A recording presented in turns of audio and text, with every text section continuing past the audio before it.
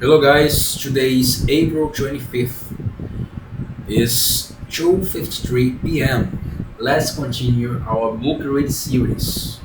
Our A Christmas Carol book reading series from Charles Dickens.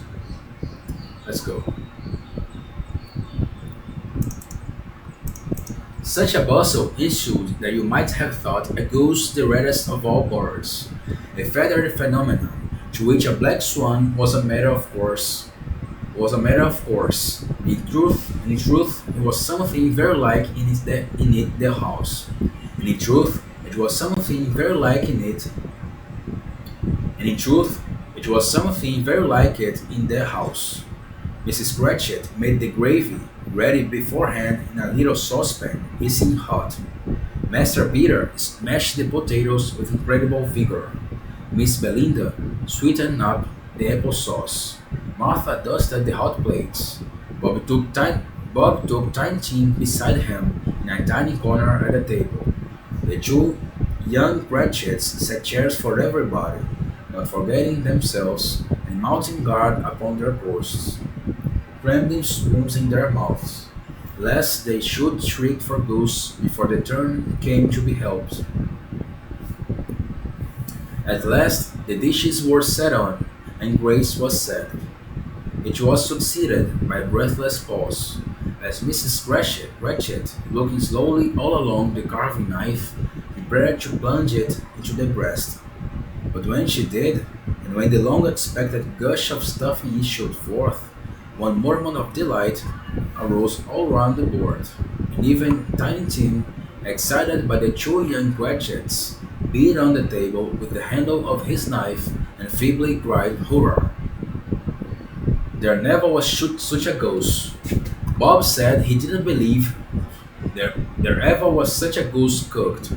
Its tenderness and flavor, side and cheapness were the themes were the themes of universal admiration. Egged out by the apple sauce and mashed potatoes, it was a sufficient dinner for the whole family. Indeed, as Mrs. Cratchit said with great delight, surveying one small atom of a bone upon the dish, they hadn't ate it all at last. Yet every one had enough, and the youngest Cratchits in particular were steeped in sage and onion to the eyebrows. But now, the plates being changed by Miss Belinda, Mrs. Cratchit left the room alone, too nervous to bear witnesses, to take the pudding up and bring it in. Suppose it should not be done enough. Suppose it should break in turning out. Suppose somebody should have got over the wall of the backyard and stolen it, while they were merry with the goose, a supposition at which the two young Cratchits became livid. All sorts of horrors were supposed. Hallo! A great deal of steam. The pudding was all of the copper. It smelled like a washing day. There was the cloth. It smelled like a kneading house of the pastry cooks next door to each other, with a laundress next door to that. There was the pudding. In half a minute, Mrs. Cratchit entered, flushed, but smiling proudly, with the pudding like a speckled cannonball, so hard and firm, placed in half a quartern and of ignited brandy, and bedight with Christmas holly stuck into the top. Oh, a wonderful pudding! Bob Cratchit said, and calmly too, that he regarded it as the greatest success achieved by Mrs. Cratchit since their marriage. Mrs. Cratchit said that now the weight was off her mind. She would confess she had had her doubts about the quantity of the flour. Everybody had something to say about it, but nobody said or thought it was at all a small pudding for a large family. It would have been flat heresy to do so, and Cratchit would have blushed to hint at such a thing. At last the dinner was all done. At last the dinner was all done. The cloth was cleared, the hearth was swept, the fire made up, the compound in the jug being tasted, and considered perfect. Apples and oranges were put upon the table, and a shovel full of chestnuts on the fire. The Noll of Cratchit family drew round the hearth. in what Bob Cratchit calls a circle, meaning half a one. And, and at Bob Cratchit's elbow stood the family display of glass, two tumblers, and a custard cup without a handle. This held, this held the hot stuff from the jug, however, as well as golden goblets would have done, and Bob served it out with beaming looks, while the chestnuts on the fire sputtered and cracked noisily. Then Bob proposed, "A Merry Christmas to us all, my dears. God bless us," which all the family re-echoed. God bless, God bless us, everyone, said Tiny Tim, the last of all. He sat very close to his father's side upon his little stool. Bob held his withered little hand in his, as if he loved the child and wished to keep him by his side, and dreaded that he might be taken from him. Spirit. Tiny Tim is very ill. Spirit, said Scrooge, with an interest he had never felt before. Tell me if Tiny Tim will live. I see a vacant seat, replied the ghost, in the poor chimney corner, and a crutch without an owner, carefully preserved. If these shadows remain unaltered by the future, the child will die. No, no, said Scrooge.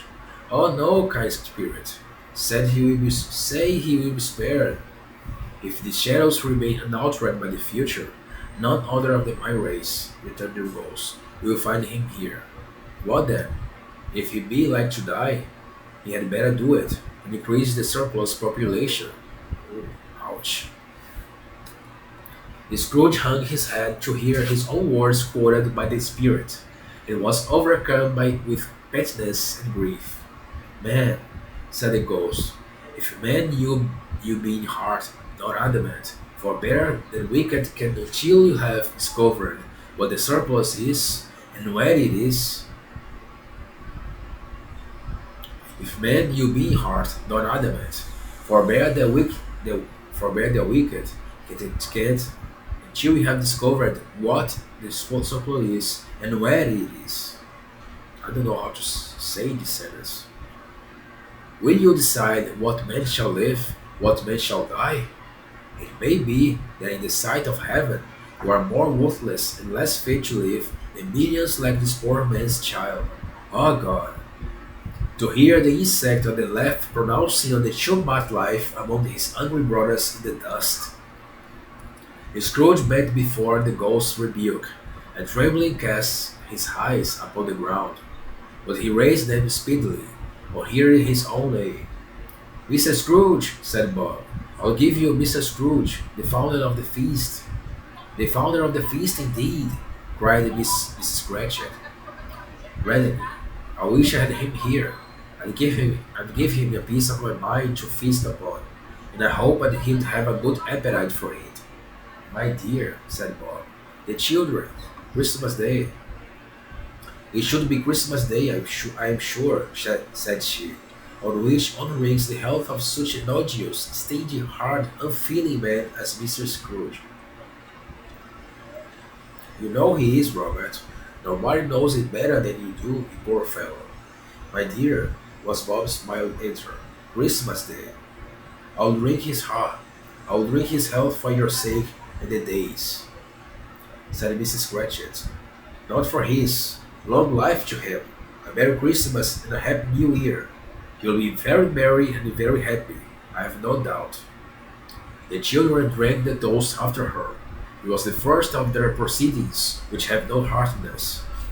Tiny Tim drank it last of all, but he didn't care twopence for it. Scrooge was the ogre of the family. The mention of his name cast a dark shadow on the party, which was not dispelled for full 5 minutes.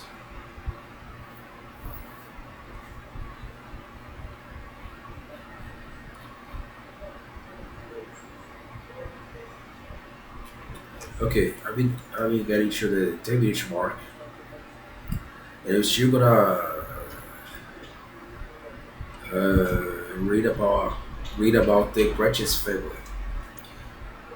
Uh, that's it. We gonna see each other again for the next episode, and For the middle of the episode to now, my nose start to get